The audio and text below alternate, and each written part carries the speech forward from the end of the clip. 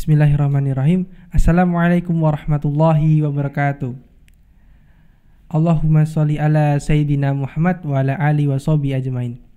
Alhamdulillah, pemirsa dakwah Soro yang dirahmati oleh Allah Subhanahu wa taala, kembali lagi di podcast Ramadan bersama Ustadz Ari Purnama. Beliau adalah pembina komunitas ngajiasik.id. Apa kabar Ustadz? Alhamdulillah. Antum bagaimana? Alhamdulillah Ustadz, baik. Alhamdulillah. Kali ini mau membahas tentang ini Ramadan inspirasi perubahan. Yang mana kali ini banyak kan di zaman-zaman Rasul tuh perubahan-perubahan di bulan Ramadan.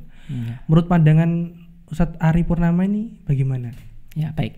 Bismillahirrahmanirrahim. Alhamdulillahirabbil alamin. Wassalatu wassalamu ala asyrafil anbiya'i wal mursalin sayyidina Muhammadin wa ala alihi washabihi ajmain. Amma ba'du. Ya, baik. Perubahan yang dimaksud adalah sebagaimana kita itu ya disyariatkan dari berpuasa itu sendiri. Jadi ketika Allah Subhanahu wa taala memerintahkannya pada orang-orang beriman, a'udzubillahi minasyaitonirrajim, ya ayyuhalladzina amanu kutiba alaikumusyamu kama kutiba alal ladzina min qablikum la'allakum tattaqun. Nah, kalimat yang terakhir itu ya, la'allakum tattaqun, agar kalian tuh menjadi orang bertakwa. Nah, itulah inspirasi perubahan besar yang nanti akan mengubah bangsa Arab yang awalnya itu jahiliyah menjadi bangsa yang luar biasa. Nah, takwa seperti itu ya itu. berarti. Ya. Takwa yang seperti apa berarti itu? Oke, baik.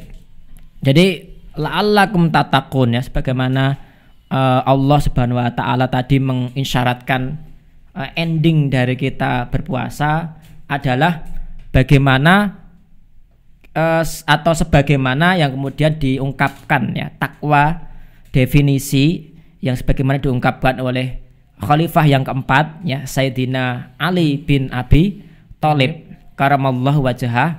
Jadi beliau itu mendefinisikan takwa itu sebagai al khaufu minal jalil wal amalu bit tanzil wal qana'atu bil qalil wal isti'dadu li yaumir rahil. Jadi takwa itu adalah al khaufu minal jalil. Jadi kita takut kepada Allah Subhanahu wa taala. Maka ketika Nabi Muhammad SAW itu ditanya malaikat Jibril ya tentang makna Islam, makna iman dan makna ihsan. Nah, ihsan itu yang terakhir. Karena itulah ending dari kita itu, ending dari kita itu beriman kepada Allah. Ending dari kita itu berislam, ya kan? Apa? Berihsan, takut kepada Allah. Nah, itu adalah bentuk ketakwaan dimanapun berada. Baik kita itu ketika nanti dalam keadaan bersendirian maupun ketika kita dalam sekumpulan atau bersama orang-orang yang lain. Nah, kemudian yang kedua dikatakan wal amalu bitanzil, yaitu beramal dengan sesuatu yang diturunkan oleh Allah Subhanahu wa taala. Allah menurunkan sumber hukum ya bagi manusia atau petunjuk bagi manusia berupa yaitu Al-Qur'an dan sunnah Rasulullah sallallahu alaihi wasallam. Nah, jadi orang bertakwa itu ya, dia itu akan menjadikan Al-Qur'an maupun sunnah-sunnah Rasul itu sebagai panduannya. Nah, itulah yang kemudian membawa perubahan bagi bangsa Arab. Coba bayangkan ya, Mas Faizil, ya bangsa Arab dulu itu adalah bangsa yang bisa dikatakan rendah ya, rendah secara bukan secara materi ya, tapi secara perilaku ya. Iya, betul sekali, perilaku ya, sikap ya. Sebagaimana hampir sama ya dengan perbuatan rakyatnya atau Fir'aun ya saat itu ya.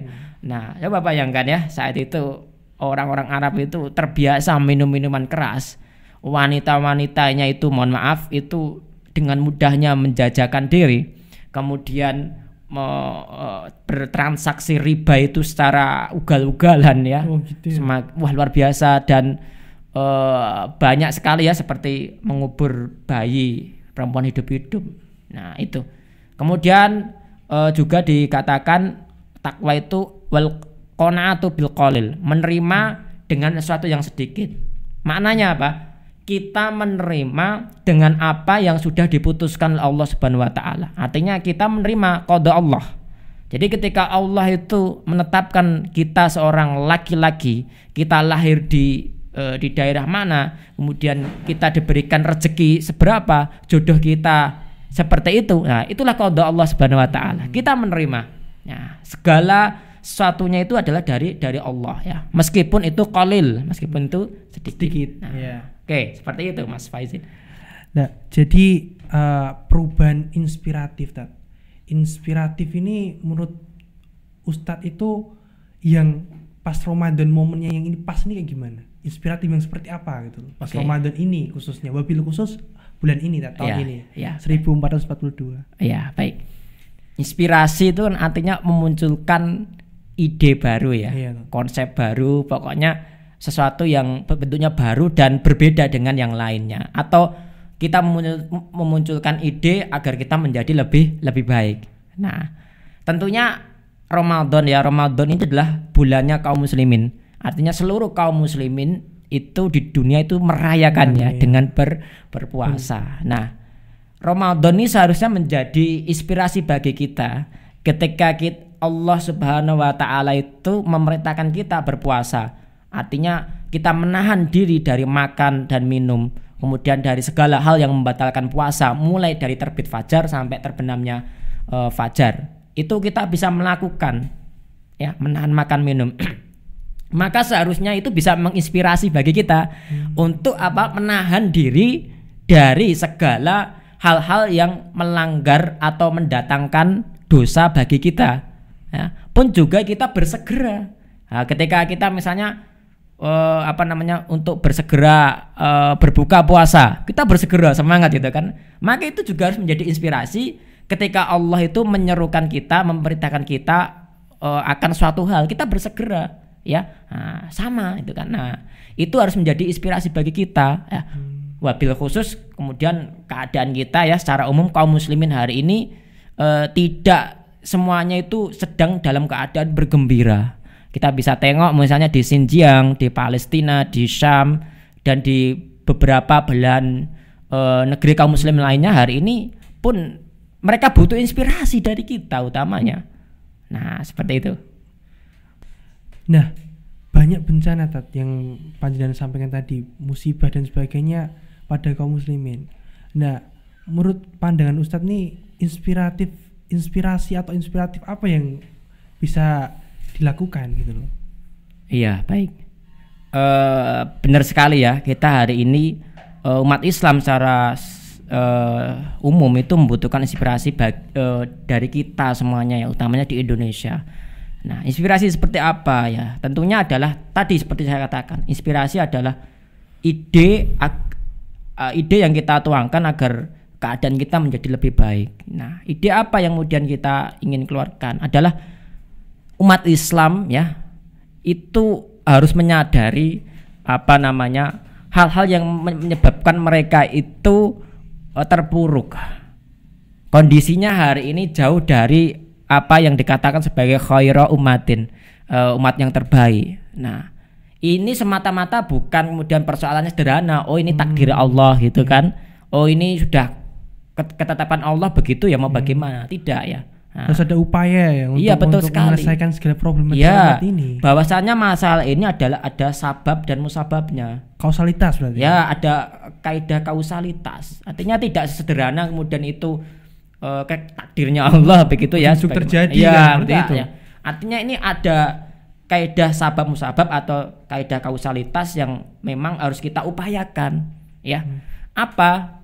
Ya, ini ketika Allah Subhanahu wa taala memerintahkan atau mengabarkan kepada umat Islam, kuntum khaira ummatin ukhrijat linnas.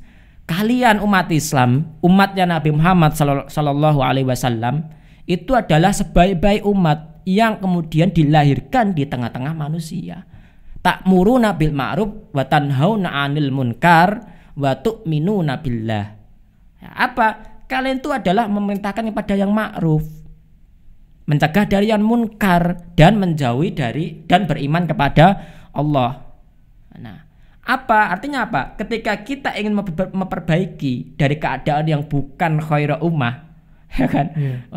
Dari keadaan yang bukan sebaik-baik umat itu menjadi sebaik-baik umat. Apa? Yaitu tadi, kita memerintahkan kebaikan. Kita kembali kepada Islam. Nah, Islam yang bagaimana? Nah, Islam yang kemudian menjadi role atau model dalam kehidupan sehari-hari, dalam kehidupan kaum muslimin, baik itu role atau aturan dalam kehidupan keluarga, dalam kehidupan masyarakat, dan sampai kemudian tataran bernegara. Ya, pertanyaannya hari ini Islam yang kita atau yang kaum muslimin hari ini bisa kita nikmati adalah Islam yang kemudian hanya paling pol itu sebatas urusan individu dan paling pernikahan, ya, nikah, talak, rujuk, cerai itu pakai hukum Islam. Sementara problematika yang lain itu diselesaikan bukan dengan Islam. Akhirnya timbul apa? Ketidakadilan. Nah, terkait itu Tat, jadi apakah bisa hanya individu yang bisa melakukan kuntum khaira umat itu, atau seluruh umat, atau harus adakah institusi atau kelompok atau komunitas? Nah, ini bagaimana? Ya, baik. Apakah hanya cuma masyarakat saja, ya, atau kecil atau gimana? Ya. Dalam ayat yang lain Allah katakan wal takum minkum ummatu yad'una ilal khair. Nah, dan hendaklah di antara kalian itu ada segolongan kelompok, segolongan umat yang menyeru kepada al khair. Kepada al khair menurut para ulama dikatakan sebagai al-Islam, mengajak kepada Islam. Nah, maka upaya, ya, inspirasi apa yang kita perubah dari inspirasi besar apa yang kemudian yang kita ingin capai dari bulan puasa adalah semuanya kita menjadikan orang yang bertakwa, baik itu individunya, baik itu masyarakatnya, hatta sampai negaranya pun adalah negara yang bertakwa. Kan endingnya Allah mengatakan baldatun thayyibatun wa rabbun ghafur, negeri yang baik, negeri yang thayyibah, baldatun thayyibatun wa rabbun ghafur, yang diampuni, yang mendapatkan ampunan dari Tuhannya. Nah, itu endingnya perubahan besar.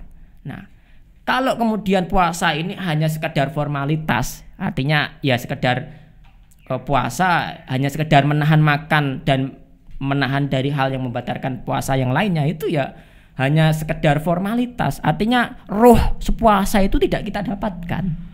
Tapi di bulan Ramadan ini apakah masih ada kesempatan Tat, untuk jadikan Islam tuh yang kembali seperti fitrahnya, itu kuntum khaira umat yang terbaik itu? Iya.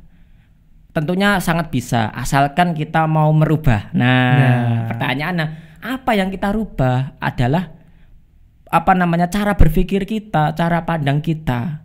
Yang rubah bagaimana? Nah, ya, kita harus mengetahui hakikat diri kita sebagai manusia. Apakah kita ini benar-benar the real man, itu kan bahasanya, ya. Manusia kan manusia. Ya, manusia sebenar-benarnya manusia, ataukah hanya manusia yang jadi-jadian? Nah, loh, kenapa kok ada yang seperti itu? Saya katakan, ya, karena di dalam Al-Quran sendiri pun juga demikian. Ada nanti segolongan jin dan manusia itu dia masuk neraka jahanam. Loh, kenapa kok manusia itu juga dimasukkan neraka? Padahal kan Allah katakan laqad khalaqnal insana fi ahsani taqwim. Manusia itu telah diciptakan Allah dalam sebaik-baik bentuk. Ya, sebaik-baik bentuk ya tentunya meliputi tidak hanya fisik kan, tentunya hal yang lain pun juga yang terbaik. Nah, berarti kan ada something problem, ada sesuatu yang salah. Apa? Lahum qulubul la yafqahuna biha. Mereka itu punya hati, punya akal, punya pikiran, tapi tidak pernah digunakan untuk bertafakur, merubah dirinya. Nah, itu loh. Nah, itu padahal kan ayat surat Al-A'raf tersebut, ya, itu menggambarkan keadaan orang Arab saat itu. Nah, mereka manusia, tapi mohon maaf, kelakuannya seperti bukan manusia. Nah, yang kita inginkan perubahannya adalah kita itu menjadi manusia yang sebenar-benarnya manusia. Sebagaimana di dalam Al-Quran, ya, sesungguhnya kami ciptakan jin dan manusia selain untuk beribadah kepadaku. Wa ma khalaqatul jinna wal insa illa liya'budun, ya. Nah, tidaklah aku ciptakan ya jin dan manusia kecuali beribadah. Nah, beribadah itu adalah apa? Mengikuti aturan Allah. Ya, itu perubahan kita besar kita, ya.